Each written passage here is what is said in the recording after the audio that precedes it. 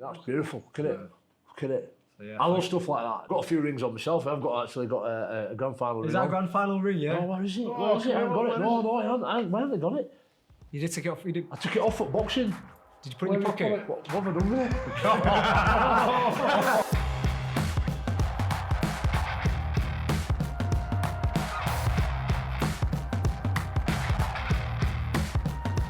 Hey guys, we are back by popular or unpopular demand.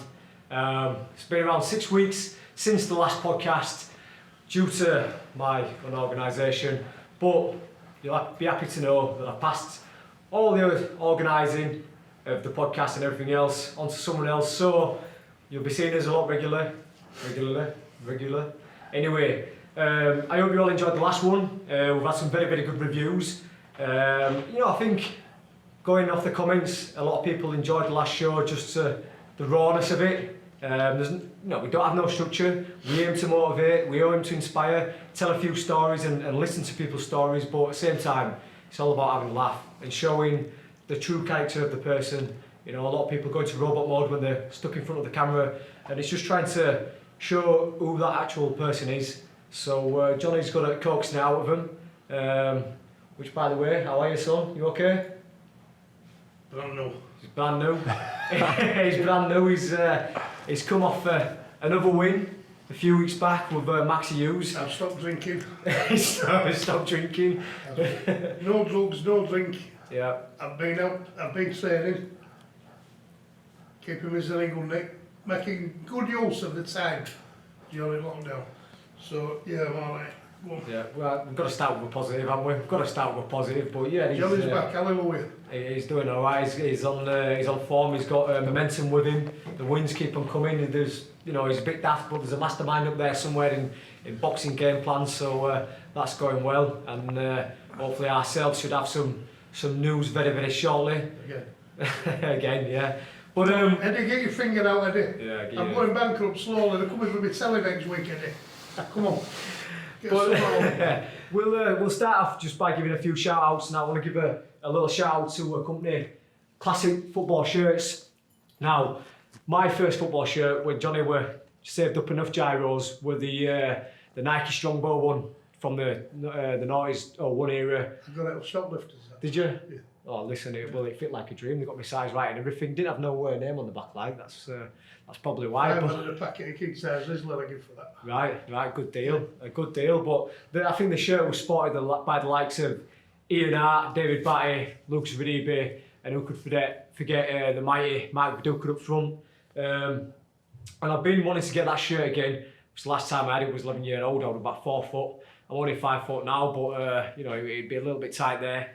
And they were able to source me, a shirt there in a small Viduka on the back. So a massive thank you to Classic Football Shirts. They have shirts of teams from all over the world. Some match worn, some just fun, but absolutely fantastic. So have a little check out there if you're into football shirts. I bet, Johnny. I bet they haven't got one in 4XL, have they? That actually fits me. I tell you what, they do have a few XLs on there. Well, it'd be appreciated, bit of advertising for you. Billboard here. Look at that. That's a bit of a size. Yeah. Everyone sends me shirts and none of them ever fit, like a belly top up here. Not up against I like that, I can't move in them. But I'm sure these guys have got one. Oh, here we go. Also, a quick thank you to Neil from Put It On Your Wall for sending over this brilliant sculpture piece. Marcelo Bielsa there. I do believe there's only 2 of these made. We've got one and Marcelo's got the other. I don't know if you zoom in there, but homeless. Looks like an homeless. Any donations will be greatly received. There we go. But yeah, it's a lovely piece. It's a lovely piece of the God who's taken us back to the Premier League. And I think that's it for the shout outs, isn't it, Johnny? Little shout out to the IBF. Yeah. No, sweet shop lady, Mr. Wilson's on She had a shout out last time. She's paying us, but she ain't paying us that much. I haven't had no sweets for a while, to be fair. Yeah. I don't know if she's growing me or not anyway with them. Do you think so? She could be. Right. Bringing sweets now and again, but I haven't responded, so she hasn't brought me none. Right. Anyway. Well, without further ado, we're going to get our next guest on. Now, this man, bit of a legend, played for the Leeds Rhinos for over 20 years. 421 appearances, multiple titles coming out of his backside. Broad Yorkshire man, you can't miss the recognisable beard. Leeds born and bred. Introducing, aka JJB, Mr. Jamie Jones-Buchanan. Leeds United on the back as well. Nice to see At this you. point, I'm just going to say, I've watched him do punch bag challenge, so I'm going to behave myself.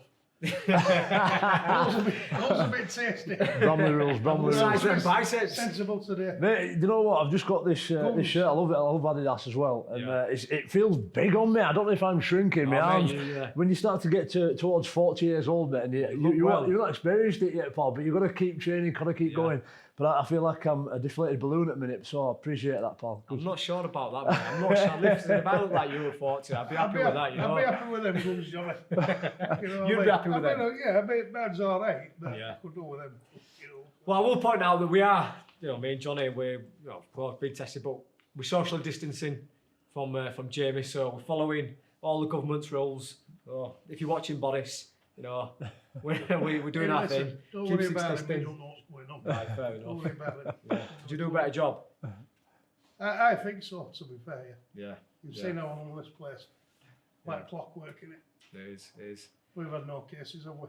No, we've done all right. We've done all right, to all be right. fair. We've done There all you right. But, Jamie, how are you? I'm good, really good. Challenged, making that transition from playing. Retired almost a year ago last week, and you know, reflected on that career with some great fond memories, with a great deal of gratitude as well, because I'm a bit like yourself, Josh. I'm just a working class lad from Leeds, grown up and lived my life on the vehicle of sport, fulfilled my boyhood dream in winning a few titles and that being on an amazing journey. Met some wonderful people, some real champion people in an environment, a hub, as we know as Edinburgh Emerald Stadium, and I've got some lifelong memories there. So I'm at that point in my life now where it's more about the legacy, giving back.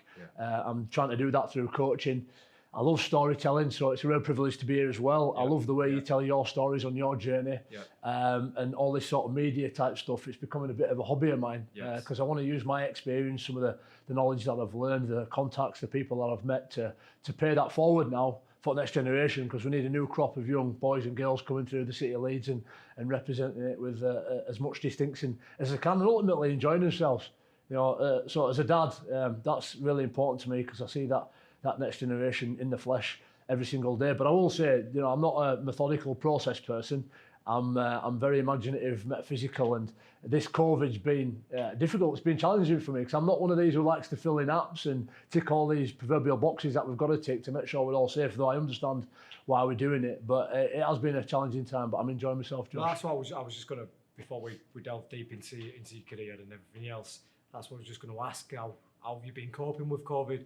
How's your family been coping with the COVID situation? Yeah, well, do you know what? I look at the people I surround myself with, and my good dear friend, closest friend in the world, Kev Sinfield, used to say, you become the average of the 5 people you spend the most time with.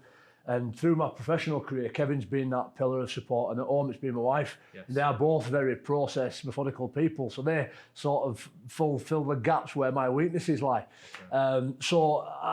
Kevin, on that side of it, is really pedantic about COVID at the minute, because as you can imagine, in a team sport, we've got to have the track and trace rules, we've got to go through all the COVID protocols, and we've got to train in bubbles. And if one person gets COVID, you could potentially lose 7 or 8 players, which can be catastrophic in a team sport, 17, especially if they're some of your more senior influential ones. Leeds Rhinos have done a great job in that. Rather than keeping players on furlough and saving a few quid, they've brought 30 plus players back. So there's a lot of young lads in there as well that are ready to take their opportunity when that arises. And if we do lose 6 or 7 through either COVID or injury, then we're still in pretty good nick. And this week especially, we've got a fair few games, about 3 games in space of a week with Challenge Cup in the league. So that's really important. So I think winning is, to Kev, the same as keeping everybody safe and COVID free. And then at home, my wife is also very pedantic about who's been coming up the drive and not spreading it out for a couple of reasons, really. We've got my in-laws just moved into an annex, keep our grandparents and the elderly, vulnerable people safe. Not that they're old if they're watching this, by the way. and our children as well. Kids, obviously, a lot more less acceptable to the higher end dangers of it, but there's still vehicles on which that virus can be transmitted. So we've got to be responsible in what we do. So, I'm good, Josh. Apart from my own little box ticking, I'm pretty good, thanks. Yeah. Well, I'll say the wife. That's probably my wife's the same. It's the motherly instincts plus the. I think it's there protecting the nest, isn't it? You know, it's it's built into them, and you know, they like to rule the ship. So I'm sure that many wives will be out there doing something similar. Well, I'll tell you this as well. Like, so the 3-month lockdown, whilst it's been horrendous for a lot of people for a multitude of reasons, not least because there's so many people being socially isolated. And I know through some of my charity work that social isolation is a big killer. We're human beings, we're communal beings, we're not designed to be on our own. So it's terrible when we're on our own. But unfortunately, with my wife and kids, you know, having spent 22 years as a professional sportsman, making a lot of sacrifices, you know, and I think why I was so inspired by you talking about inspiration was the sacrifices that you make in your preparation, your training. I saw that years ago when I first met you, and I understood it from my experience as a professional. And that means the people that we love and spend our time with at home don't always get the attention that they always deserve. So having been forced to spend 3 months at home is actually a real blessing for me. To spend more time with my boys, understand 4 kids who are getting towards their teenage years, to spend some time with my wife and thank her for all the sacrifices she's made to allow me to go and do what I do. So it's actually been a blessing. I'm one of these who's used to seeing positives in most situations. Oh. No, I completely agree. And I'll say the same thing as well. You know, I think I've said many a time to media and whatnot. I've got twin girls, and you know, they're 2.5 already. I don't know where that time's gone, and there's a lot of time when I'll never get back. And you know, material possession comes and goes, but time, it just goes, and you can never get that back. And there's periods of their life what I have missed, and over the lockdown period, I've really get to know my kids, and that sounds daft because they're 2.5 years old, but seeing a lot more, spending more time with them at home. And I know that there's dads out there, other parents out there, other mothers out there who you know, may have to spend a lot of time away, working away, etc., etc. Some have to go abroad, whatever. But you know, I think it just puts everything into perspective of what's important and what should be, you know, in a pecking order, be put first. I'm glad it didn't happen like when you were kids, because I wasn't like keen on my kids, to be fair. I've never really liked them that much. I like you better than I was like 15 miles away. We get on all right now, we know what I mean. But when, no, it was sort of affected me that badly. You'd have been. In fact, I can't really say I haven't really done it any differently ever. Watch telly, have a drink. I thought you stopped drinking. Go to gym. Well, I haven't. Oh, right, okay. So they have all the brands available. By the way, I'm not being paid for this. No, it's sometimes. Listen, it's if you want to use your time like that, that's perfect. Anyway, getting back serious now, so it's off it. No, I think what it's done is it's just highlighted family values, hasn't it? This no, most definitely. 3 months. I've seen it with him because, like I say, you don't get that time, do you? No. There's times, I mean, there's little things, isn't there?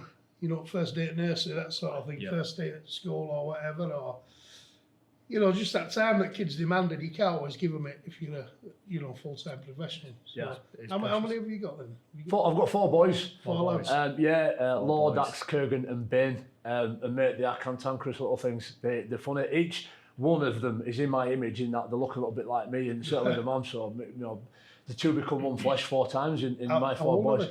They're 13, 12, 11 and 7, but my 7 thinks he's 18, so it's brilliant. And he's built like a tank. That's probably because of the beard, isn't it? Not far off. Not far off, walking down with me. Oh mate, he's crackers. They all play rugby league. They obviously follow. They all play? Yeah, they all play at Stanley, following perpetually in my footsteps. Which is good, but do you know what? And I'm sure you agree with me. As long as they're enjoying themselves, I don't care what sport they play. No. And I always encourage them as well. Look, whatever you do, just do your best. Do your best. Throw everything at it. Don't hold out back, and don't have any regrets either. Just keep learning. So. Well, I was just going to say, did you push them into rugby league, or did they want to, after seeing you on the telly and everything else, see what you did? I took them everywhere. A bit of athletics. Some of them did football. I took them a bit of boxing as well, even. Sharky, you know Sharky. Oh yeah, listen, we all know Sharky and Lee. Giving each other some licks and that. And like, but I think they just gravitated through experience and watching me play into rugby league. In fact, my number 3, Kurgan, loved football, left pegger, left foot. They're all right-handed. 2 of them are left-footed though. And he wanted to play football. And one day, just sitting around and said, "Dad, I think I want to play rugby now. And I went, go on, get you down to stand on it. And he's brilliant, but he's a fullback. I had no idea as a fullback. It's never completely out of my remit. You know, I'm learning a bit now as a coach. My youngest one is probably the most talented in terms of natural ability. He runs with ball, swaps arms, steps off both feet, got this peripheral vision. My oldest one's a bit of a centre, not as keen on the rough side. He's a lot more timid like his mum, meek and mild. And my number 2, he's just put a load of weight onto for his growth spurt. He's got big curly hair, he's known as Dax.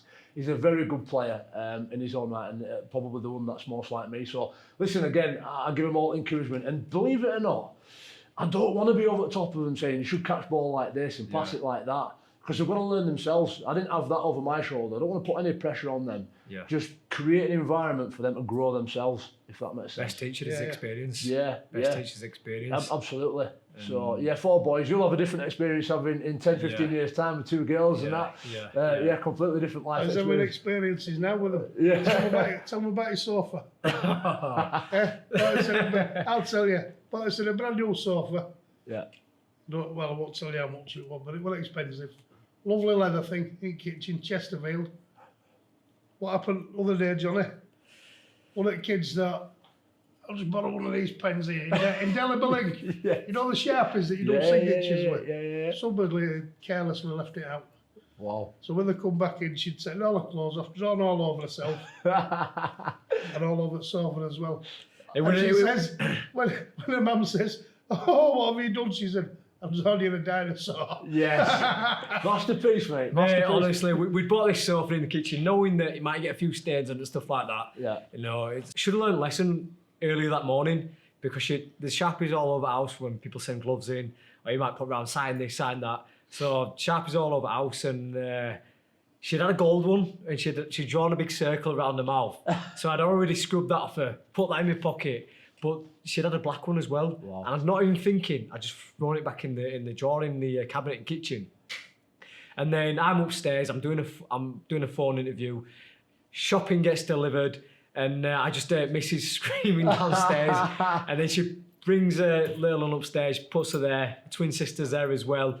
And I've come out of bedroom, and it's like my dad just said there, like Johnny just said, pen absolutely everywhere. But that wasn't the worst of it. The worst of it on the sofa. I mean, it took a good 30 minutes to scrub it off her. Yeah. And obviously you don't want to be, she's only 2-year-old, so you don't want to go too rough on her skin trying to get it all off. Yeah. But that took a while. But yeah, on the sofa, there it was. Damage was done, and I've spoke to a fair few people. If you've got any advice out there for us, I'd be happy to hear it, but we've more or less tried everything. So we've just got to throw over it now. But It's lived in, mate. Exactly. And, That's how it is. Listen, I don't think she'll do it again. Like, she's a little bit upset after, but it's one of them things. You've got to leave all clean film. With another clean film that it comes in. Yeah, You've got to leave them like they do in America. They leave them on forever. Travellers in the caravans. Travellers, I was just going to say, Travellers in the caravans. I understand now. I never had a few caravans. You have it, yeah. He lived in one for a while. Right. Didn't you? Yeah, my apartment. Wasn't really a traveller because he didn't go out at the time, but it was there. But do you remember we left plastic on that, didn't we? Yeah. We did. So yeah. it's a good idea that. Yeah. It's so for I get, I'm leaving plastic on. Yeah, good for Save a wiping. few Good quid. for wiping down on that. Well, anyway. How do you mean? You want to elaborate on that? No, I don't want to elaborate on that. You know, if Anyway, you get, listen, if you can get we spills, get back to- we've if got you a get guest spills here and and you're stains messing in it, and about that, with you your know what I sofa. mean? Yeah. What's up with? Anyway, so Jamie, what we're going to do is we're going to go back, talk about why rugby. Why did you get into rugby as a kid? What was you like as a kid? Yeah. What was you like as a child? And what drove you into that? Yeah, so it's a great question, and certainly now that I've retired, I spent a lot of time reflecting on that. Certainly, I've done the last 10 years when I got into my 30s, because you ask yourself the question why, and you know, as a sportsman or a woman, you're always got your hand to the plough pushing forward, but it's important now and again to look back. And the short answer is, growing up in this little white working class society, which was a wonderful environment for me. I went to school, and when you're about 2 or 3 years old, you start to make those relationships, you start to forge relationships with friends and understand the type of people that you like. And we started off by saying it's not good to be alone. And our friends are really influential and important.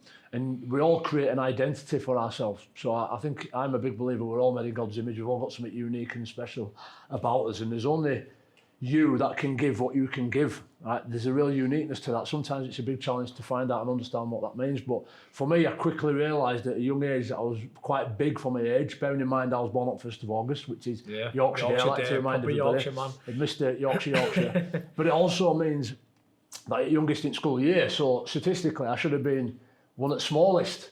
And I think actually looking at sport now, it's called relative age effect, and they found it out in baseball actually, that the vast majority of professional baseball players were born in the first 3 months of the year. So if you're born in September, October, November, you're going to be bigger, stronger, faster than kids who were born in June, July, August. Okay. And that is a snowball effect where kids who were born in June, July, August think that they're not very good at sport, when in actual fact they just haven't had time to grow yet. Right. But I was lucky that I was massive.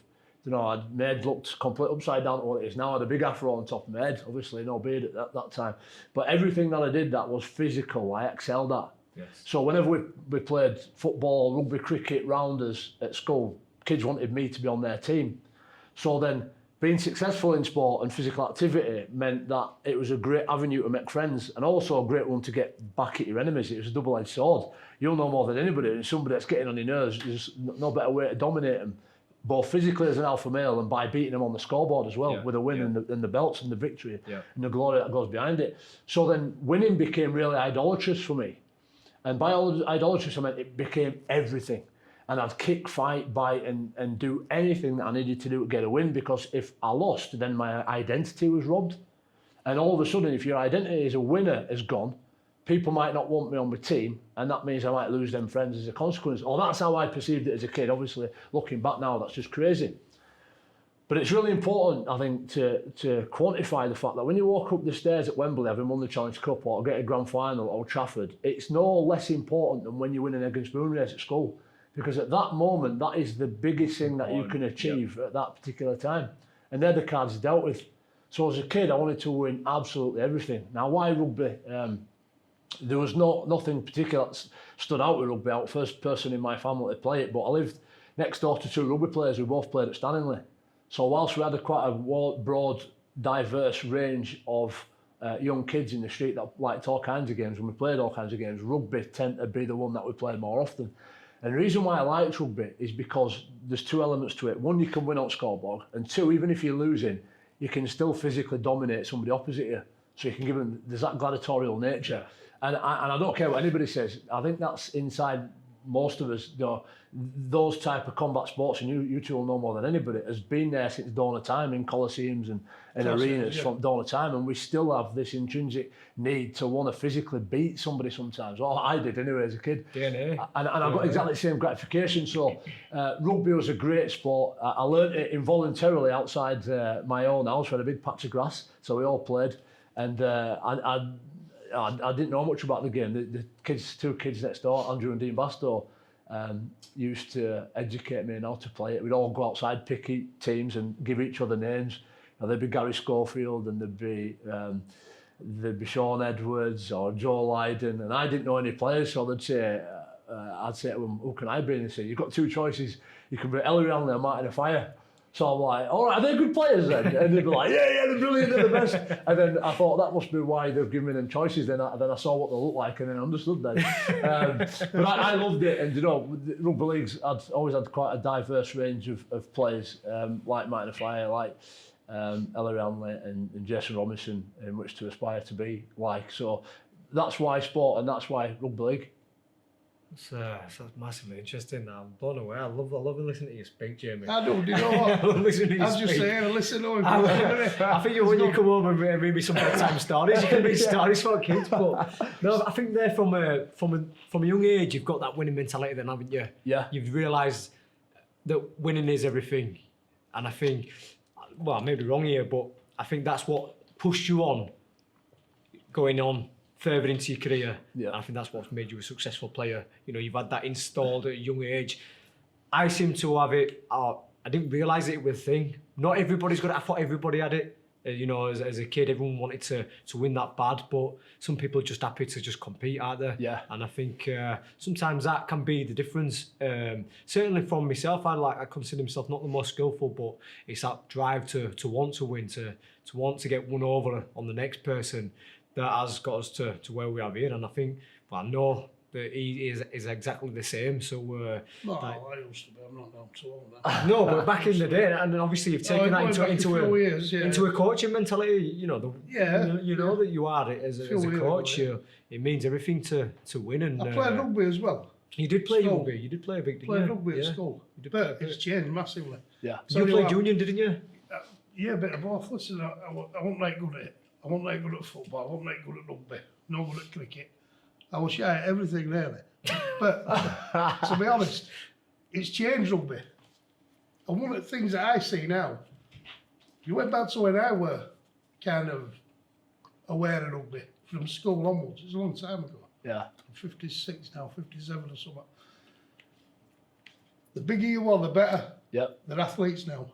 They'll look like some like gladiators now, don't they? No. But then it were, so I used to get picked every week when it were rugby. Peter Fusco, right lads, one of my favourite teams. Corpus Christi. Corpus Christi, Peter Fusco is a legend. Right lads, pick your teams. If it were football, we're always last. Cross country, teams, last. Cricket, last. Rugby, I'll have him. Like Gary, he's our biggest. Yeah. No, yeah. We'll have him. And I used to play for Corpus Christi. Old boys, rugby union. Terry Devaney, what coach? A bloke called Terry Devaney. And he was like Arthur Daly with sunglasses on there. Middle of July, he'd play at rugby sevens. Right. Up at John Bosco's school. And there'd only be him there with big camel coat on and sunglasses, cigar. I'm I just said, trying to what get we image doing, now. Terry? He says, just get a ball and run like fuck. Just get a ball and run like fuck. And all you used to hear was, go on, big lad, go on, big lad, go on, big lad. Yeah. And I'm getting my head punched in. Go on, big lad, you did well there. I look like I've been run over. Honestly. So that was my experience of rugby.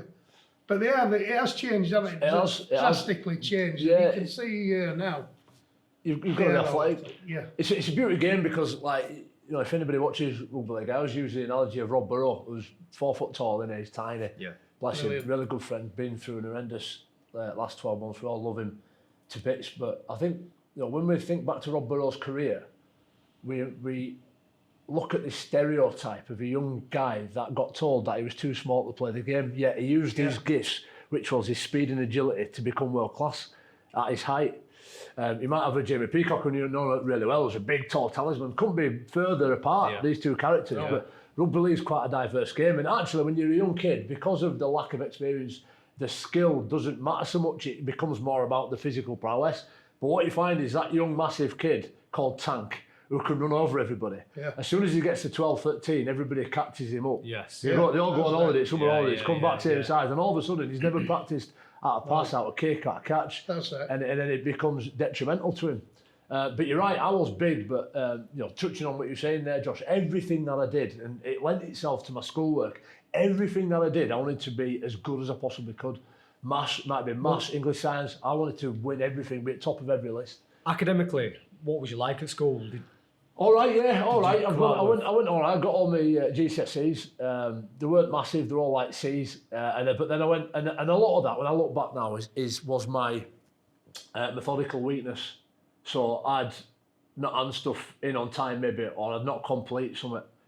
It was less about the content and more about the process where I got let down myself. And that to that extent, that's part of the school system that you've got to learn. So it's really important for me as a dad to teach my kids how to learn. Yeah. This is the system. This is how you adhere congruent with the system.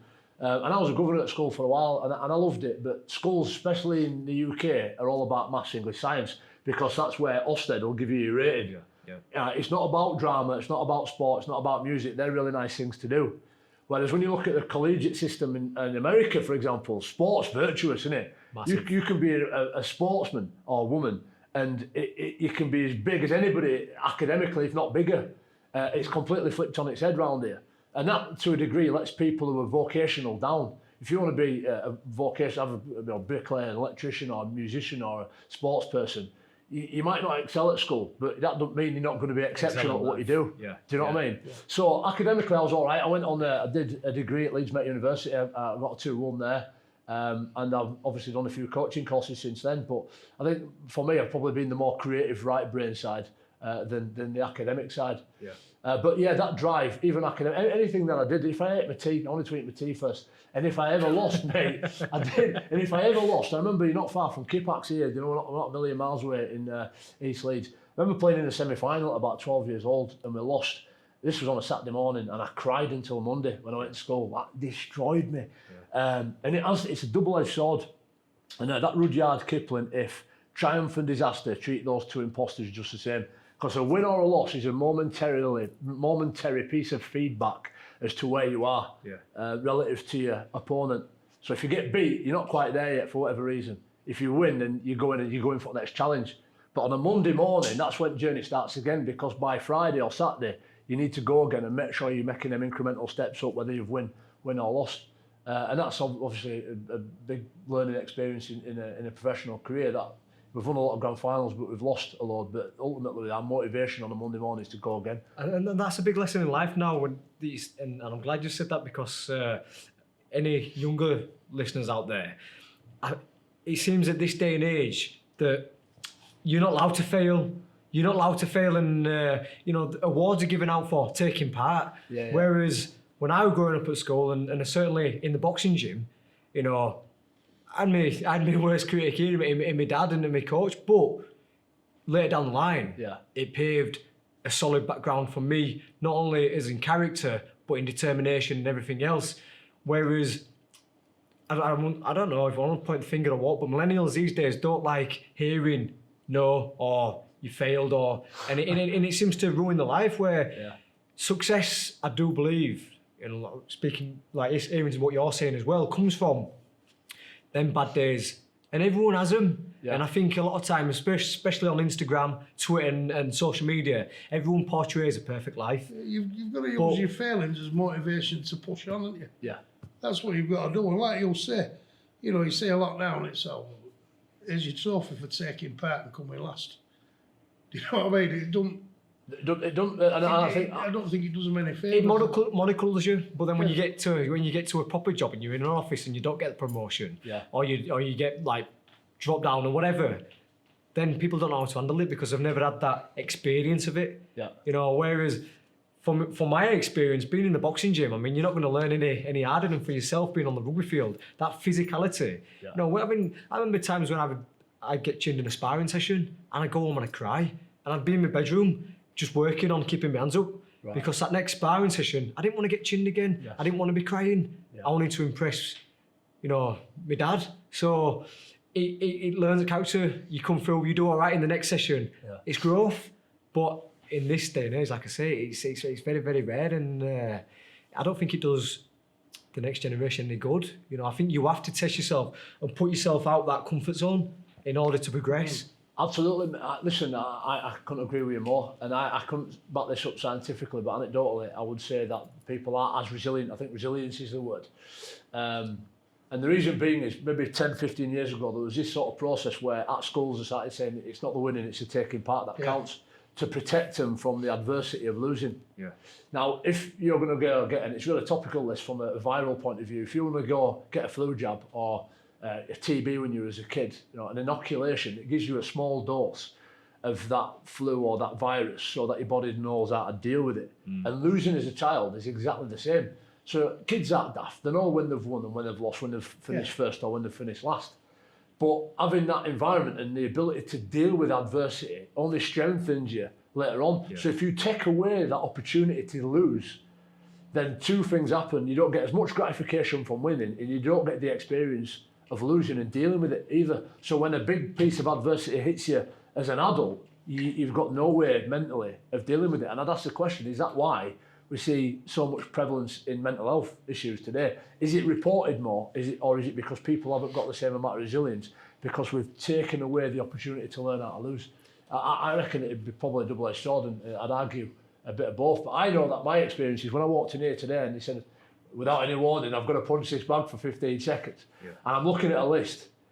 The only place I want it to be is top. Now, I'm not a boxer, I can't go punching. And I know there's a good chance I might not be. But I'm going to... Competitive DNA is still there. Exactly. I think he's got a fight to win. Yeah, maybe so. I'm going to get him in. I'm going to sign him. So, sometimes I let the kids fail.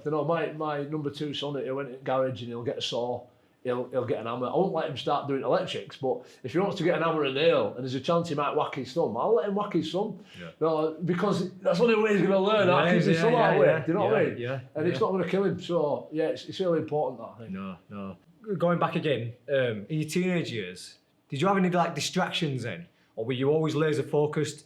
Did you have influences to say, right, you're doing well now, you're on a good path, you're playing your rugby, you seem to be focused.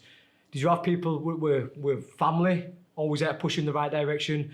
Or did you have, like, you know, it happens to everybody, did you have a few distractions where you nearly went off the rails and didn't follow the rugby path as a teenage lad?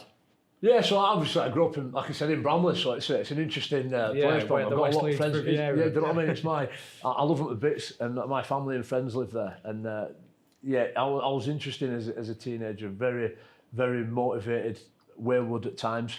And now that I look back, I can see that there's always probably this one individual who was better than me that I'd always surround myself with because they dragged me in that direction.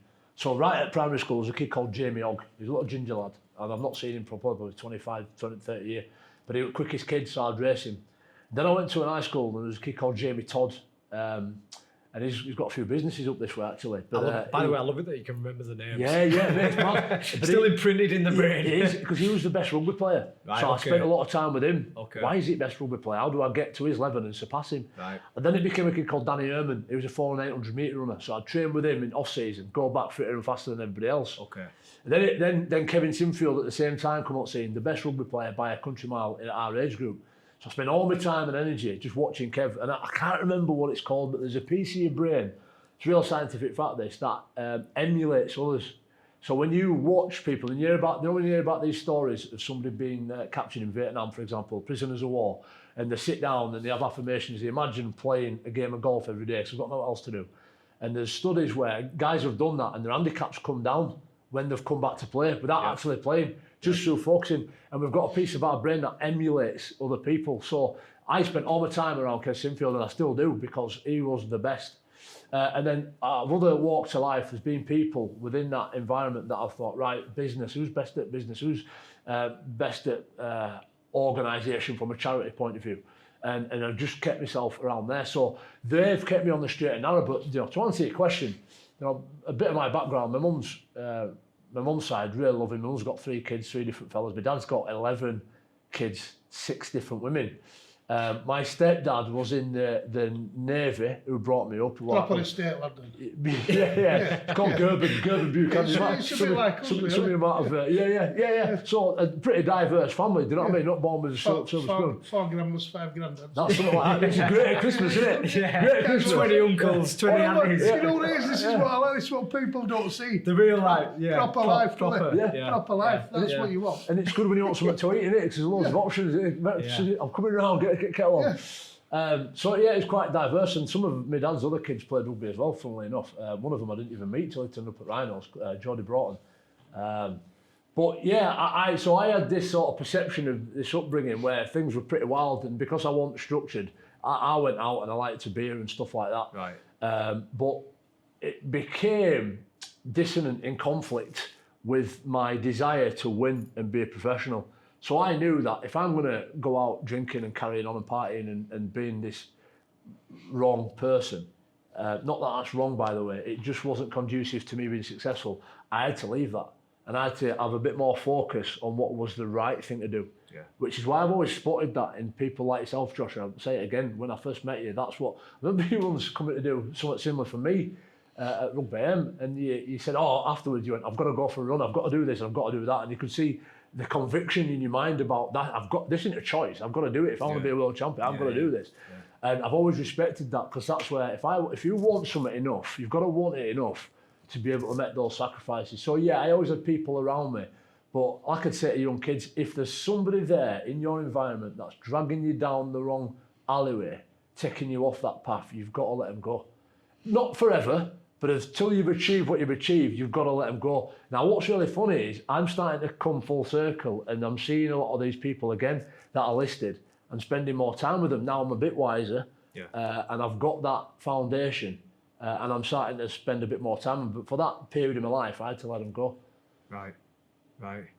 So would you say that they shaped well, they did shape. I guess they did shape a bit of your life, didn't they? Because Yeah. you wanted to not just be around that circle and be a product of that. Yeah. You wanted more. You wanted Yeah. more. That determination were built in there, and ultimately they did play a part in your success. Yeah, oh for sure. And you know, Kevin Sinfield, he was 40 last week, and he couldn't celebrate his 40th birthday because of COVID. And I don't think I'd ever said thank you for the influence that he's been on me. I don't think he'll ever realise. So I went and got my last shirt, the last shirt I ever played with. It was quite a trophy shirt. They did it up for me, and I had it put in a frame, and I got it surrounded by pictures of me and Kev from being 15 years old up to the day I retired, and today now coaching his head of rugby department at the Rhinos. And I wrote a letter of thanks for what he's done, and I could have probably done the same thing for about 6 or 7 different people. Yeah. Because without that influence, I wouldn't have had the opportunity. I wouldn't have done what I've done. Now I've got to pay that forward to a next generation, as we spoke about. But without a doubt, they've shaped me. And listen, I haven't forsaken and cut free those other friends who weren't conducive. It was just for that period of my time to make them sacrifices. I couldn't be around them. But now I am spending a bit more time with people that I grew up with, thankfully. Yeah. I mean, what about you, Johnny? You got did you get distracted as a young man? Would you say? Oh yeah. Just a I few don't times. think I had that kind of guidance, to be fair. I just blame me upbringing. Is that what it is? Yeah. Listen, I'm happy listening to him, mate. I just say I listen to him because I think he's right, everything he's saying. No. You know what I mean? Certainly lessons. And you can see a lot of similarities, Yeah, particularly in attitude towards winning. yeah, definitely. Most definitely. Same again, I mean, people just say to me, I remember once being at an amateur boxing door. Yeah. He got out of the ring, and as we were walking past, did that woman give you the tenner? She Do you remember? took to fiver down my shorts. Yeah, I think. she said yeah. Yeah, grooming me. And I would call an honourable man for making him fight. Yeah. Wow. Felt sorry Wow. for me. And I've 'Cause had I- that several times. It's all wrong, you shouldn't be making these kids do all this. Yeah. Right. I'm not making him I was small, but it was my choice, you know. Yeah. I'm not making him do it. my I'm making choice.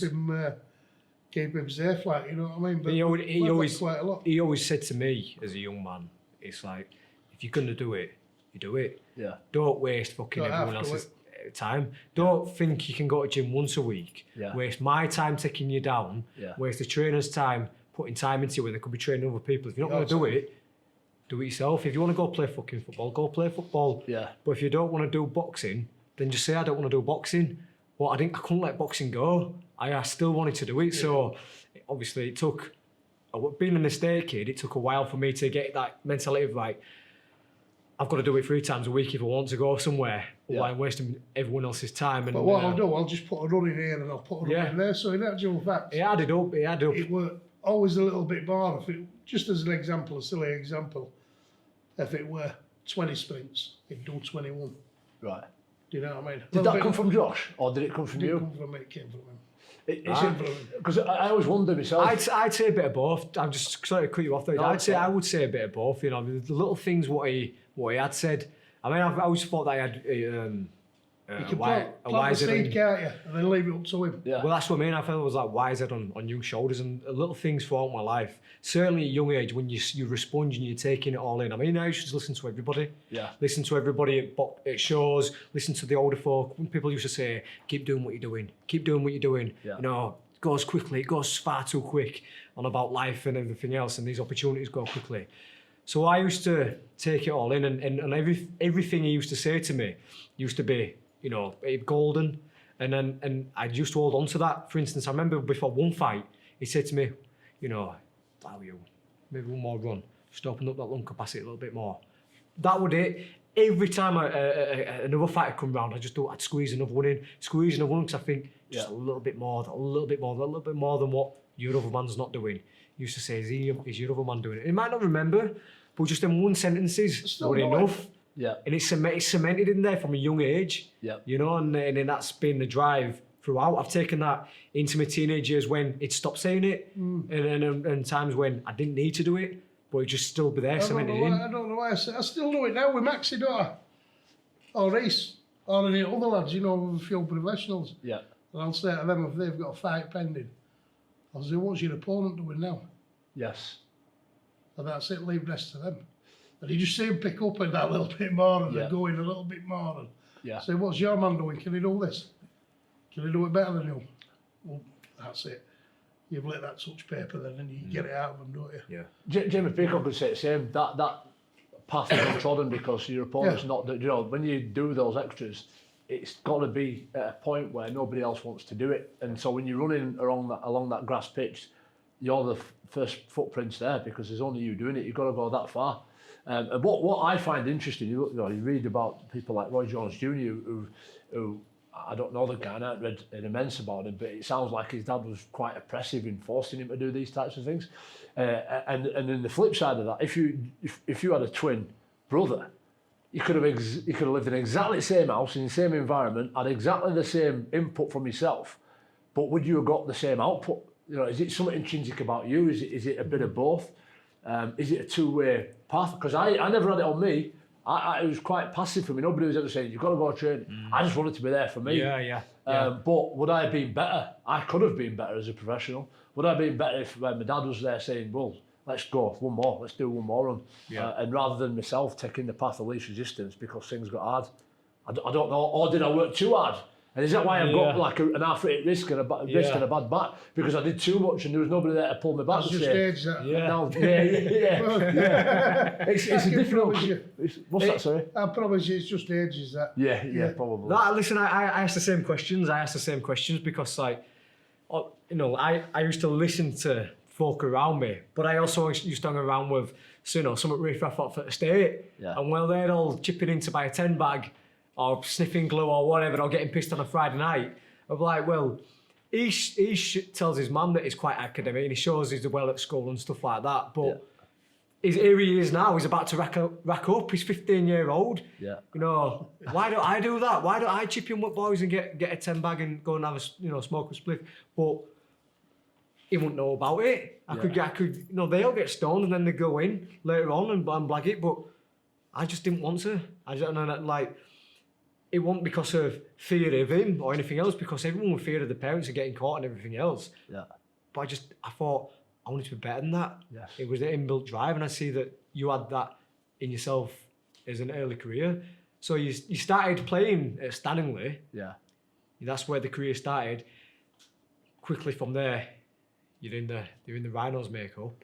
Did you think that that's what you're going to be doing for the rest of your life? Did you think you were going to make it, or did you think one step at a time?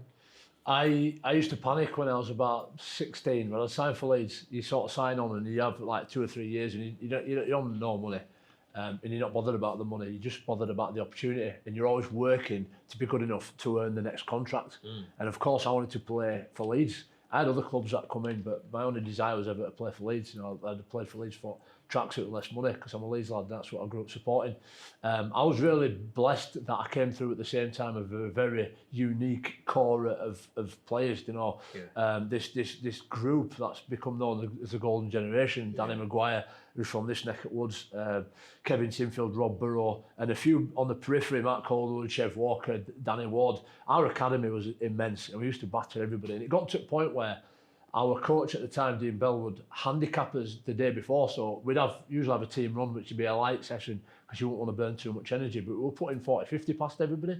So he'd bring us in and make us do fitness and conditioning and flog us to bits day before a game and still expect the same output and to beat the teams, to try and, add that extra.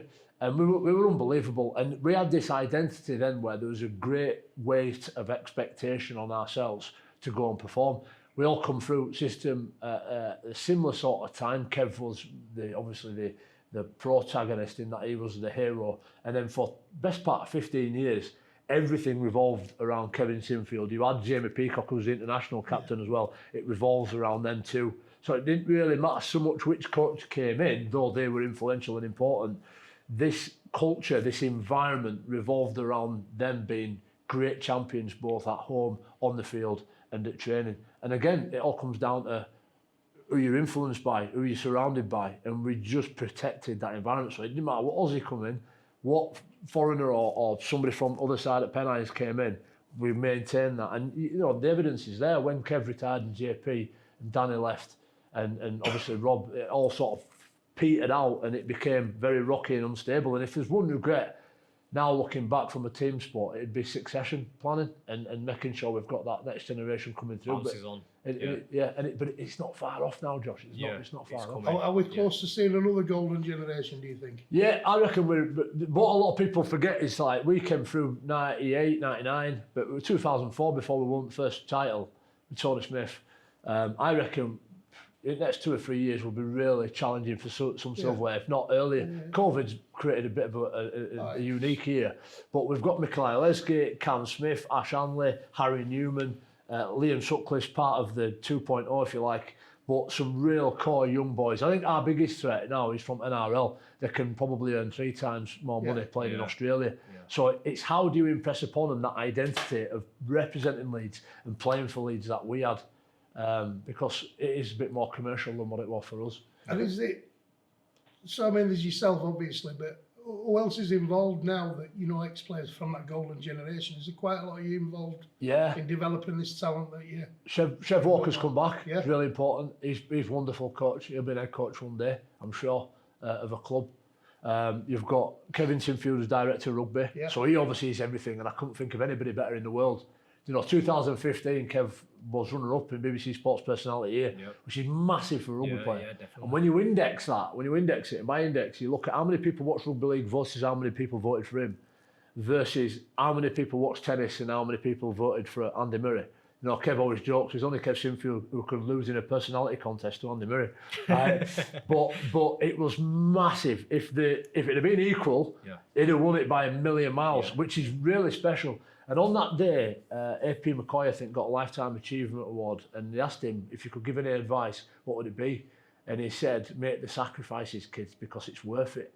And I'm thinking, there's nobody I know who's made more sacrifices holistically, and I'm talking odd, OCD, crazy, Kev Sinfield, than that man himself, to the point where he's almost bordering madness. He's a genius that is almost bordering. So to oversee the whole club, there's nobody I'd trust more in life than Kevin Sinfield to do that. So yeah, he's still involved. Jimmy Peacock does a lot of corporate as well. Yeah. So there's, let's say we're all in from that golden generation now. You're all back there and building next lot. Yep. I tell you what as well, not coming away from it. We've been up there, haven't we, lately?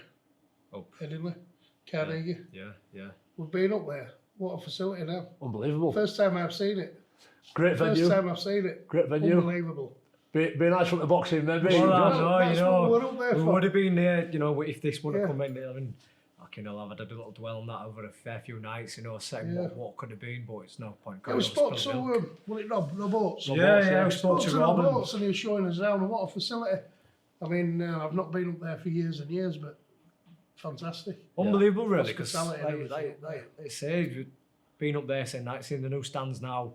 When we've boxed at Ellen Road. You played there. Yes. You know, I was up for that down there in 2005.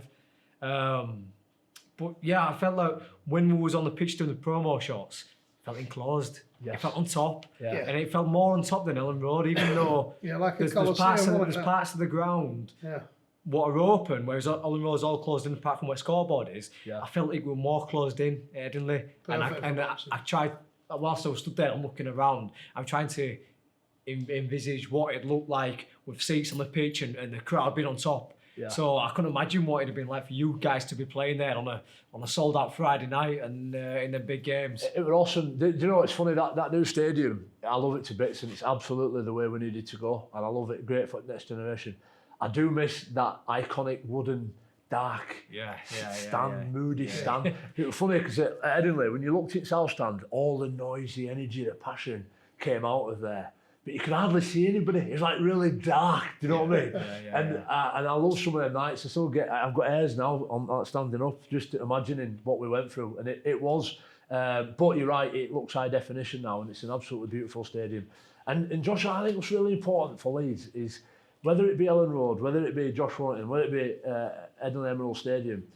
When we were in lockdown, I tried making that video that you've kindly sort of retweeted to try and gain this collective congruent identity, this synergy between everybody about these hubs, these really important hubs that are about Leeds. It's not about so much rugby league or football or boxing. It's about being a Leeds person and wearing that badge on your sleeve and in front of your left chest, and left breast, under your heart, and being a Leeds person and enjoying what that represents in that environment. So I'd love to see boxing at Edinburgh one day. Yeah, really, listen, really nice. we'll see what happens, mate. We should have boxed there. Yeah. We should have boxed there. And I'm not giving up hope. Listen, we did Ellen Road, and that will be forever special memory, that. But given the choice, we had to sit down. We wanted to do Henley. Number of reasons. We've done Ellen Road. Don't try to re-emulate that. Don't try to chase it again. Edinburgh's there. It's been done up, and it would be nice to tick both boxes. Yeah. Memory box, but yeah. Edinburgh and then Vegas. Yeah, That's exactly. That would be that would be the plan. That would be the plan. How would it for you to play at Ellen Road, being a Leeds United fan as well? Mate, unbelievable. When people ask me some of my favourite games, I always talk about that because growing up obviously a Leeds United fan. I used to have this recurring dream, honestly, that I was the first ever Leeds rugby and Leeds footballer, Leeds United player. I used to dream that I played in both teams, which is never ever going to happen to anybody. But to play at Ellen Road for the Leeds Rhinos and become a world champion there a couple of times, played Melbourne there, Canterbury Bulldogs there. And I think one of the finest moments of my career will go back to being gladiatorial. One of the biggest shots I ever put on, and I shouldn't be that proud about it either, and I'm not, because it was a winger, but it was a returning ball, and I sprinted down with Carl Ablett, and this mighty Melbourne Storm, who were smashing NRL every year, come to players at Ellen Road, right, you're having it, you lot. And I whacked this player, and he's gone straight down, dived on him, and Revistan just erupted, mate. And it was like scoring a goal. I'm like, how good is this? And the buzz I got out of that for at least a week was unbelievable. So it's always been good. I think what's interesting about Ellen Road, though, Leeds United fans, is a while back, I went, you can go out to, say, Normanton, Castleford, Featherstone, and the periphery of Wakefield. And you walk into a working men's club there, that's got a bit of rugby league to it. There's loads of old fellas in there with Leeds United shirts on.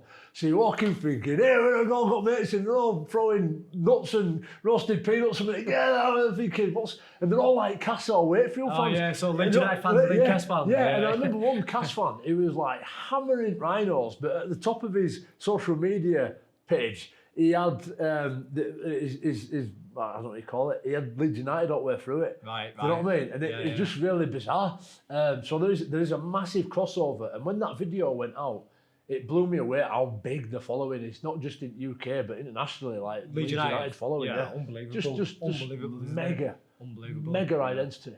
Yeah. So yeah, listen, there's no better than being in Premiership for us as a city, as a club. So fantastic. Really excited. When you said there you were smashed at Melbourne Storm, how many fights did you have on the pitch? Not many. A couple. Well beaten, I think, wasn't it? I've watched a little bit. Obviously everyone knows Peacock, he had a fair few, but... Yeah, I only fight with battles I can win, Josh, so people who are big enough to give me an hiding are not quick enough to catch me usually, so... But no, one or two, but I've... Yeah, do you know what? I was thinking about it on the way over, because I thought you might ask me something like that, and we have a lot of charity boxing matches in Rugby League. And I've always not avoided it. I don't mind it. I do it. But going back to this idea of winning, if I lost, there's something about being in a team sport. It's a collective commitment. But there's no hiding in the ring. You'll know that more than anybody. Yeah. So if you don't perform on the day, that's it, curtains. You can't rely on anybody else to pull you through. No. Right, you've got to do it yourself. Now, if I lost, it'd all be on me, and it would absolutely melt me down. It'd kill me for weeks. You hide under cushions for weeks. And I'd want to go back to their house and have another go, and I'm knocking on doors. Just rematch. I don't need a crowd. Let's just. And it's like one of those things, cycles. I'm a bit worried about getting into, but maybe. And that's the thing with him. He's not bothered about this guy can punch. He's had so many knockouts, whatever. Can't get beat at home. Can't get beat at home. Can't get beat. And when people ask me, what are you asking? I say, won't allow ourselves to get beat. It won't allow ourselves to get beat. If it's physically possible, he'll win. And all the way through, we're never supposed to beat anybody. No. And I say, how did he do that? That's what I said. It won't allow ourselves to get beat. You know what I mean? Tactics, whatever you do, it still comes down to that, doesn't it? It does. They all know, don't they? Scared to death of losing. Take you a long way. And I tell you what, it is lonely in a boxing ring because There's everything outside, there's all the glitz and glamour and cameras and lights and everything, Yeah. and fans. But as soon as that referee, then it comes down to me and him, fighter and his coach, and referee. And when he says, right, you've had your instruction, then he goes seconds out. I climb out, I think, poor little fucker, he's on his own. Does that ever not worry you? But how do you deal with that as well? Because he's on his own. So do you get your comfort then on the preparation that he's putting to go into that fight and the confidence? I know I've done everything. Yeah, it's done in I here. know that I've done everything Yeah. possible to not let that happen. Right. It's You know done what I in mean? here, I think. And sometimes you can see it. We've had fights where it's been not going quite our way. We've had to say, listen, you have to remind them of everything. Yeah. Even to that said, do you want to go to fucking work on Monday morning? Because that's where you're going if you don't do what I'm asking. Yeah. If you don't give me what I'm asking for, that's where you're going. Yeah. Yeah. Simplifying things Simple as well. things like that. And people simplifying say, things. what? See, well, that's no guidance, that's no instruction. No, because he's been having that for 16 weeks. Yes. And I can't go over all that 16 weeks in what essentially is 40 seconds each corner. Yeah. I'll let him go through that. Yeah. So it's a case of, do you want to go back to work on Monday morning? Do you want the Ford Fiesta back out of that garage and get rid of that? And it's like, whoa, fucking hell, that's it. That's what does it. I think even the simpler things though, that in times of that, when he's just said like, I've gone back to corner, why are you dropping your right hand? I don't know. Fucking stop dropping it. Yeah. Simple as just do it. Yeah. That's it. Couldn't be any more simpler. Just don't do it. Making you aware. Go out. Oh, he's why asking you for am I doing it? Why am I fucking dropping my hands? You know what I mean? And Yeah. just stop doing it. But Can I ask you, Josh, like, as a boxer, there's probably a lot of variables, and again, each boxer might be slightly different and have different gifts, you know, whether that be conditioning, movement, speed, I don't know, power. When I've had young lads coming through, in 15, 20 years, you've always got the next generation of young kids trying to outdo you. Sometimes I've almost had to blag their head a little bit. I'll give you an example. So let's say we're doing a fitness drill. Yeah. We've got 10 runs to do. Yeah. I'm thinking, he's a young lad here, he's going to be fitter than I am, he's going to be quicker than I am. So I've got to take him to a dark place early on so that it breaks his mind down. So first 3 runs, I'll go as hard as I can. And after the 3rd run, I know he's hurting, but I'm hurting more. But I'm just pretending that. I'm saying, I'm going to put my shoulders back and going, you're right, young man, just keep going at this pace. And he's thinking to himself, go at this pace, I can't do 7 more like this. And I know I certainly can't do 7 more. And then you do 1 more and that's it, he's gone. And then he slows down, and he just destroys himself. So I was going to ask you as a boxer, how, you know, have you ever got that ring and think, oh, I've got to be best at everything, or I've just got to be better than him at certain bits to work him? Is there a bit of a game plan around that? just like you said earlier on, when you was talking about getting the next contract, for us, it's always been the next fight. Right. It's never been a case of looking down the line, who's down the rankings. Not until the latter stages of the career, not until the stages we're at now. It would always the next man. I just got to be better than the next man. Never really looking on focusing too much in fights in front. Obviously, there's always a talk. You get through this one, then that big fight can be there for you. But it's always been focused on that next one, just that next one. And even throughout the camp, 12 weeks camps, 16-week camps, sometimes long. Because I'm always in gym, long time. A lot of times you just focus on that next sparring session. You want to perform in that next sparring session. Right. You want to get one over on your next sparring partner. Obviously working on a game plan, but you don't want to come out of the ring having had, a bad session and it's just handed your ass to you, Yeah. But everything we do, if I'm in here, even now I look at some of the other lads, we're doing a bag workout, we're doing a circuit. I always want to be the one that does it fastest. If we're on the track, I want to set the example. Because it's similar to yourself, that winning mentality. But it's just always started again, which has kind of lead me on to the next thing. I've got a few things writing down here. In the 07, 08 and 09, 3 championships back to back. Yeah.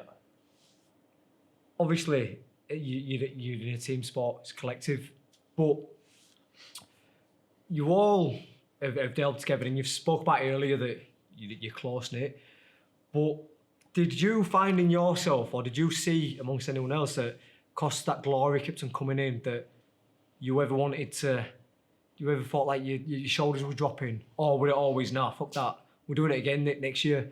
Because for me, in our experience, we're always like, we've won British title, and prior to that, we're like, you know, we've British champion, but as soon as we've done it, what's next? Yeah. European, right, we've done that, what's next? All of a sudden, world title, we've done that, what's next? Unify it, you know, wanting to just keep on going. So you guys come through, grand final, then another one, then another one. Did you ever feel like in the change room and training pitch, was that ever starting to dip? Or was it always there, that fire always there?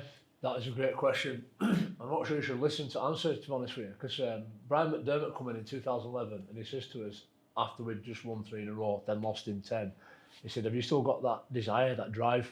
Right. And I was fuming at the time. When he asked me, I never told him, but I was fuming and thinking, are you having a laugh? Are you questioning me and my teammates in this group as to whether we've got the drive?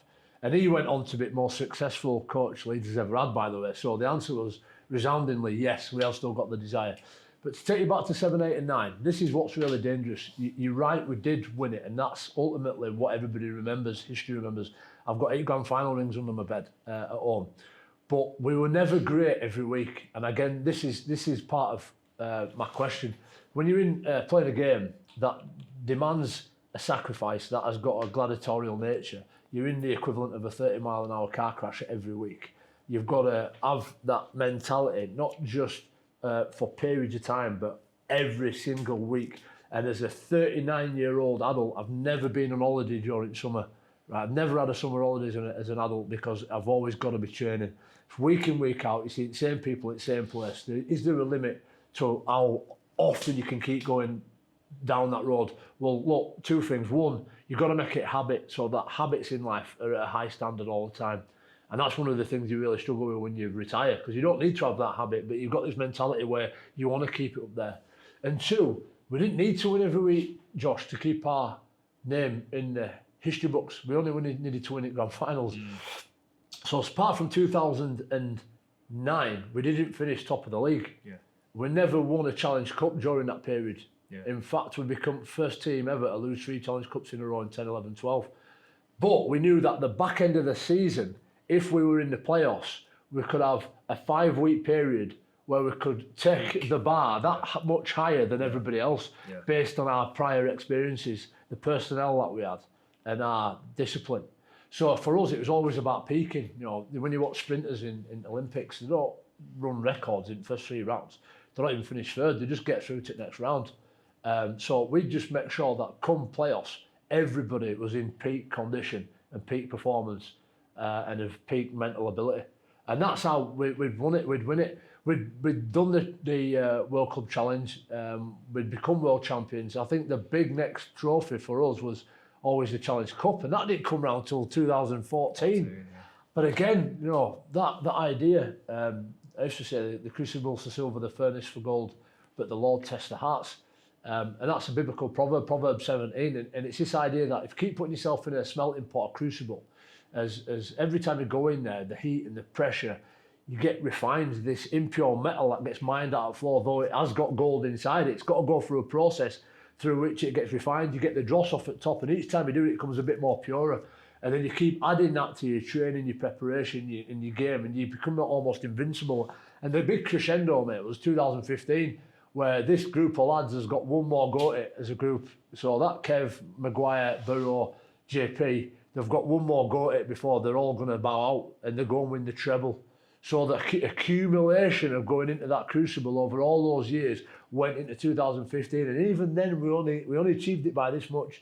And if you've not watched the film As Good As It Gets, like on Amazon Prime, we get 12 pence every time you watch it. So watch it.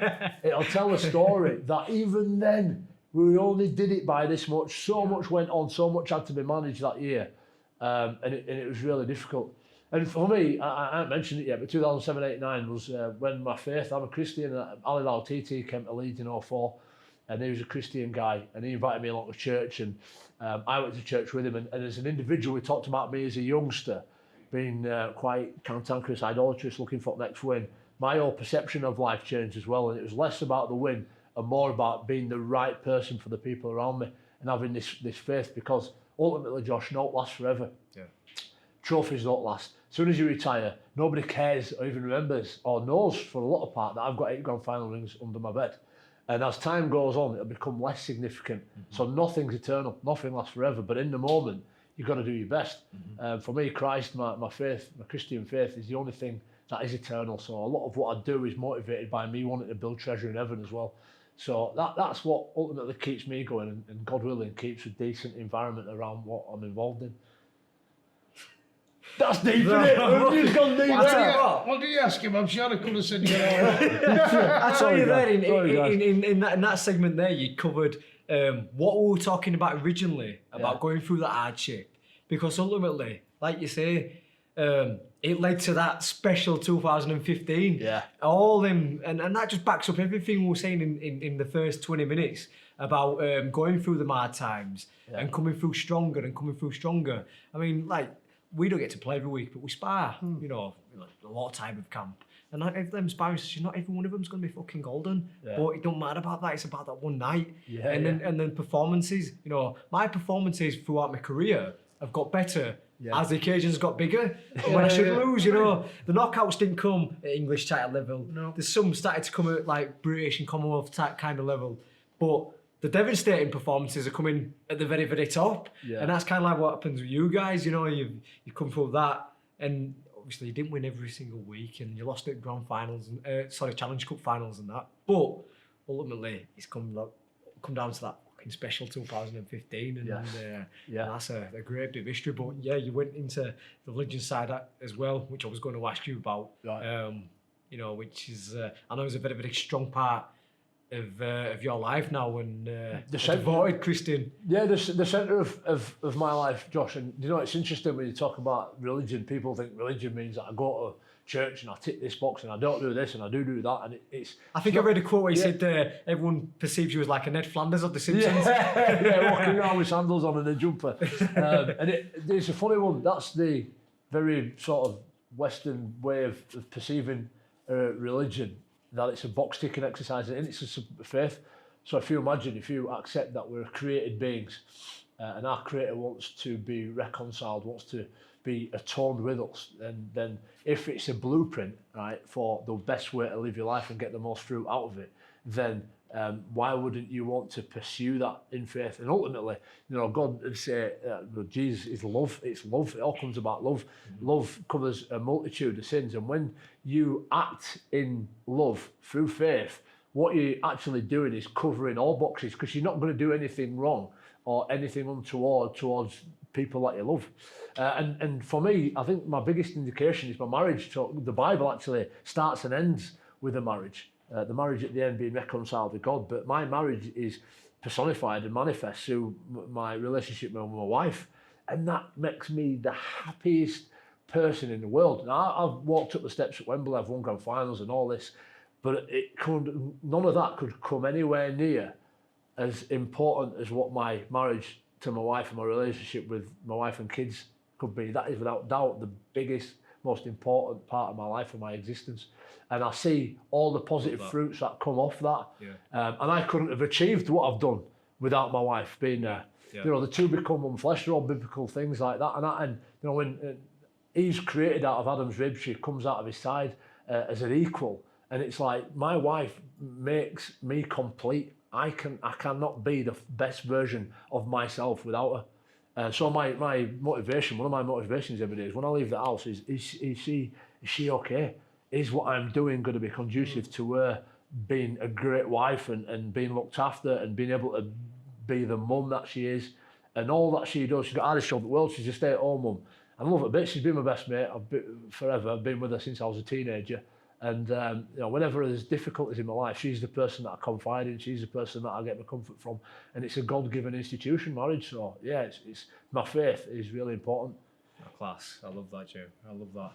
You're a religious man. I'm very religious, Johnny. Yeah. Of course I am. Religious in what you do? I'm a Catholic, yeah. Yeah. You know what I mean? Yeah. Read a good book. Why? What's your point like? No, just pointing it out. No, I've done my bit. You know Done what I your mean? bit. Yeah. Yeah. Break the bread. Yeah. No, Anyway, speaking of things, oh, are you still on? No, go on, wait, go on. I've got a few more things I've got here for young Johnny. Get that for a ring. Wow. That is a ring, that. It says Josh Warrington, IBF featherweight 2019. And there's been something about IBF, you know, Yeah, so what's yeah. it come and It's go. given for go? winning a world title and 3 defences. So thank you very much to the IBF. My name on the bottom there. Even Just though gives they like are a- wankers giving him that mandatory again.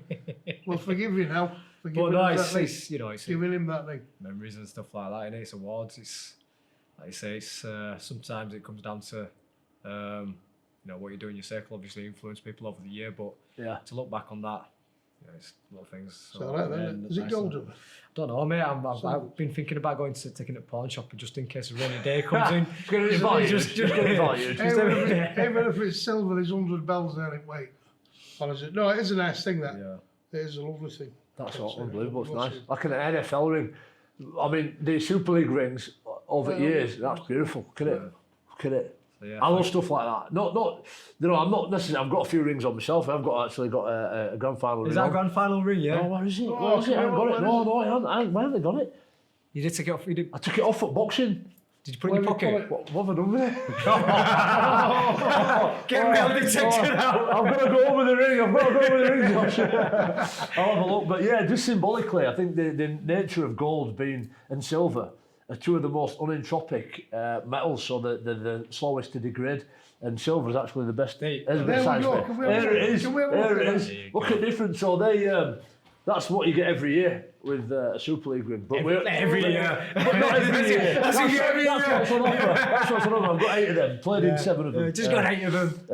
In fact, the 2015 one, the Mess one, I got injured. Right. So again, when you talk about adversity, that was a real challenge to come through. But we'd love, I've been crying out for a while to get like proper NFL style chunky rings like that. They're unbelievable. I mean, this is Steve. I think Steve said you could wear that. I mean, I'm probably not. I'm gonna get it framed up and stuff, but you could wear that, can't you? Like Floyd Mayweather. I'm walking around with a suit on and that. Walking Man, out like- let's do it. Pinky. Yeah. You will serve me now, fuckers.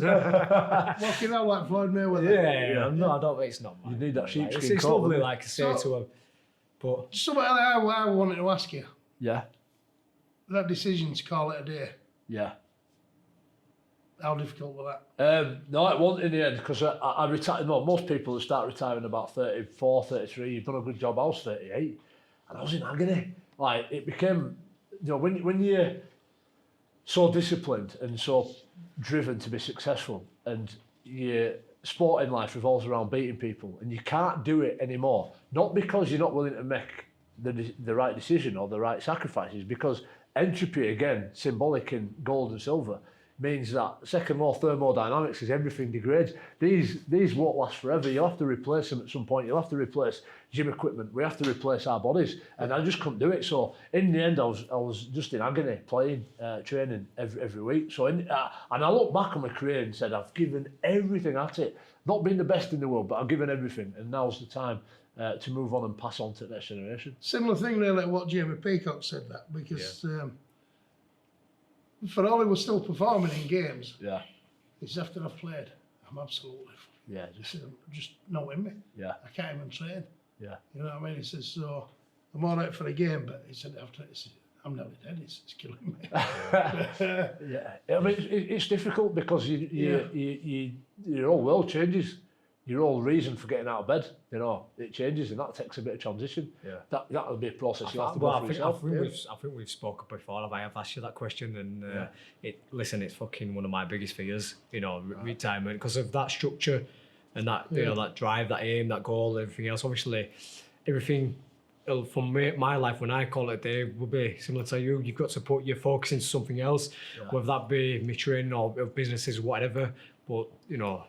I will miss that buzz. You know, like you'll miss at times when you're watching the game. You'll miss putting on the jersey, walking out the tunnel. You know, that buzz of taking it. That you know, it's not going to be there forever. And I understand that, but that's why I just try to take and enjoy every single moment I do. Every run. There was a stage in my career when maybe I'd fucking get annoyed at having to put my trainers on, go for a run.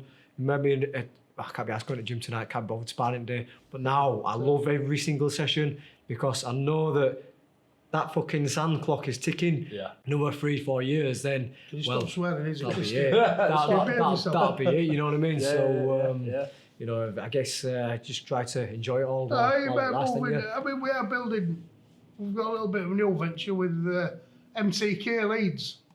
Someone's Crouchard, MTK, myself, we're in Leeds, managing training, and some really, really good fighters among this group of lads. And I mean, I think probably you could move into that, couldn't you, Johnny? Yeah, a little maybe bit, so, a little bit of training, managing, and promoting. We'll see what happens. One of the things I struggle with, Josh, I don't know how you'll approach it, but when I retired, you've always been in control of what you do.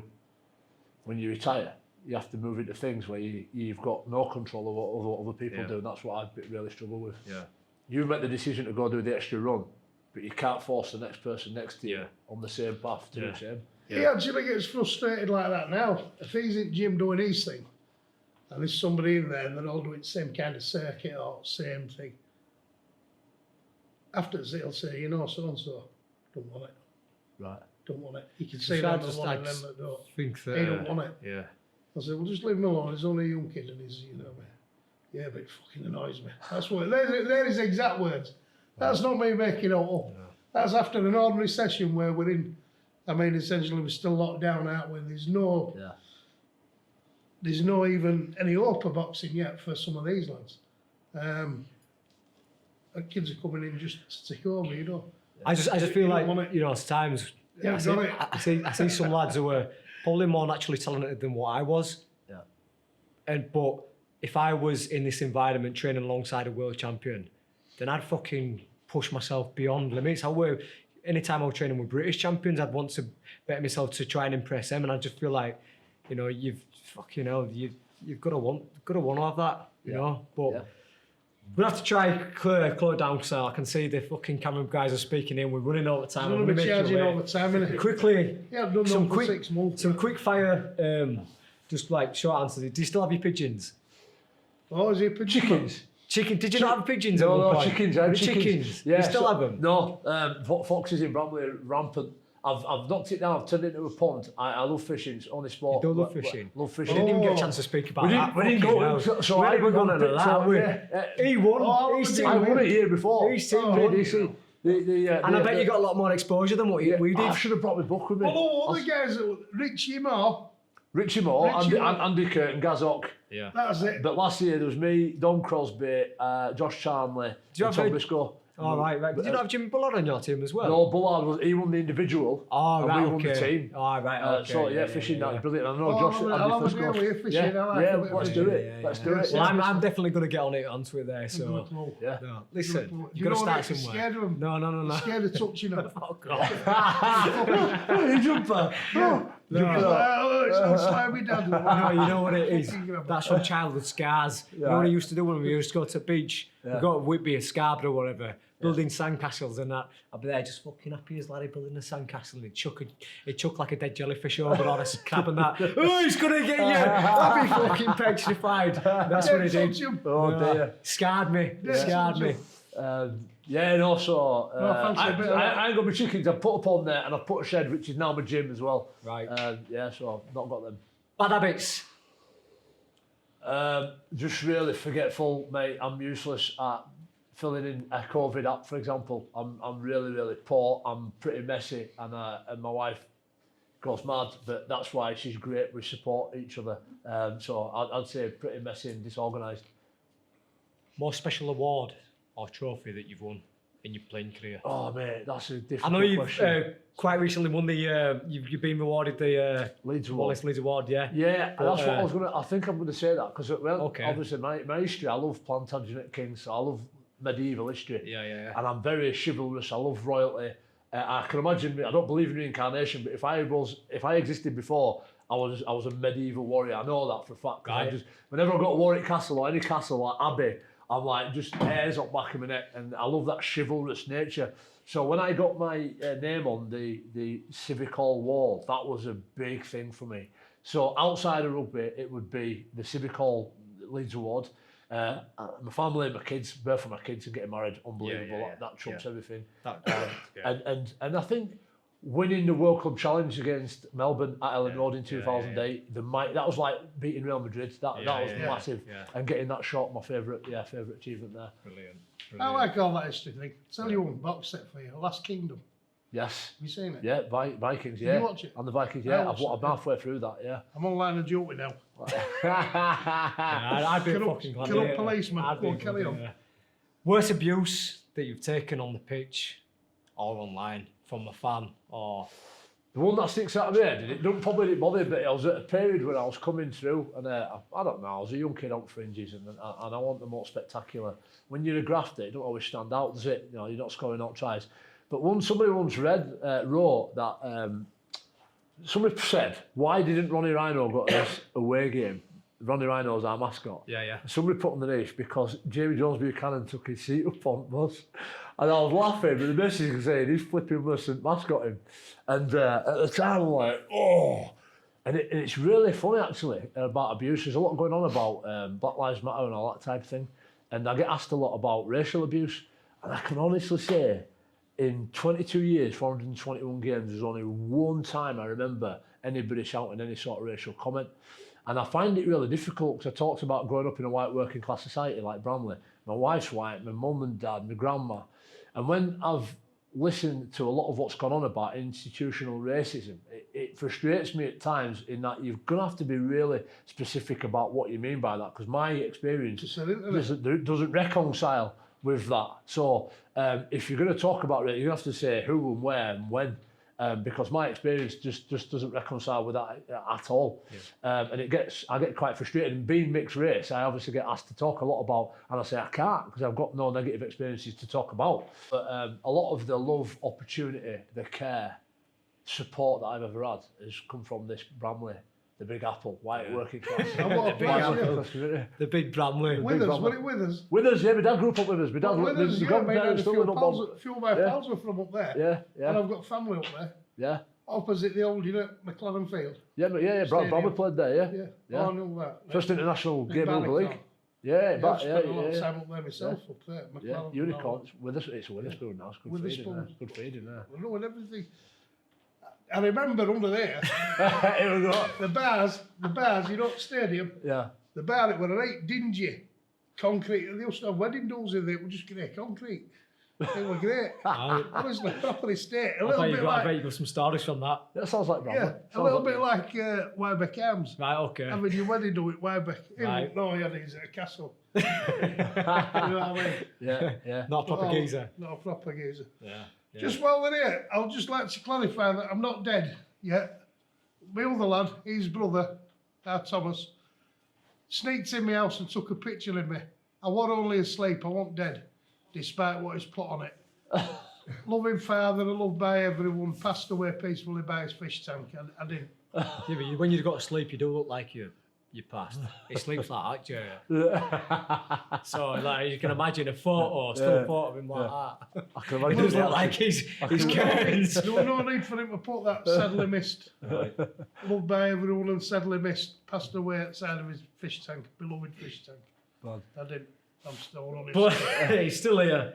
And on that bombshell, I think you're running a bit late, Jay. And listen, I want to say a massive thank you for coming by. Pleasure. We could have carried on talking for another few hours. I've still got loads of stuff there I wanted to pick your brain on, but maybe that's for another time. We'll do it again, mate. Most definitely. I tell you what.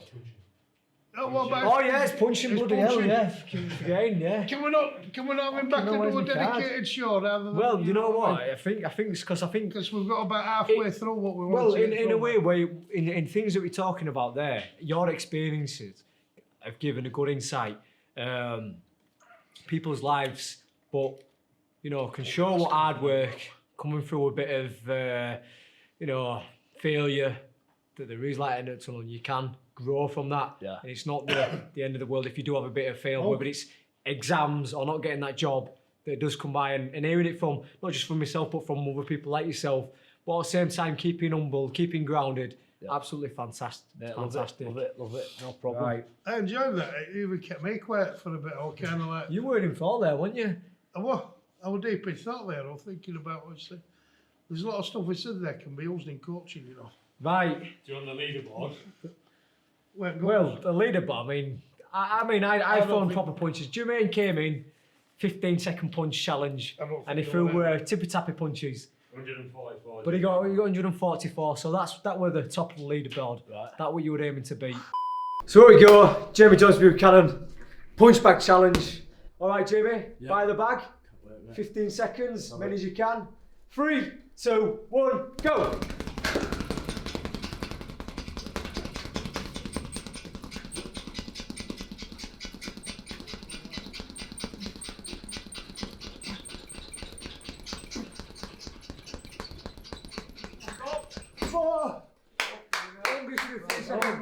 Well done.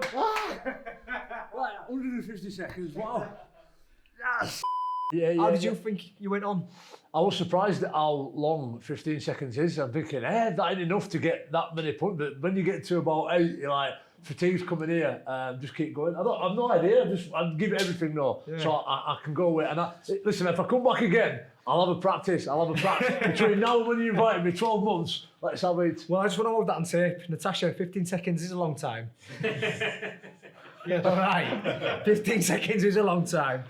So, Jamie Jones-Buchanan, I can tell you that you threw in 15 seconds 154. 10 more punches more. And no proper punches. And the back as well.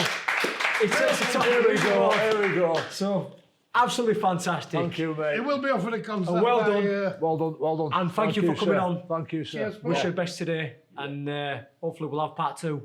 But yeah, 100% all of at a us, time. thanks very much. Make sure you like, subscribe. More content coming over the next few weeks, a lot more regular as well. So thanks for watching and hope you enjoyed it. Thank you. Brilliant. Well done, boys. Nice one. No, I enjoyed that. You know what I did? I enjoyed that.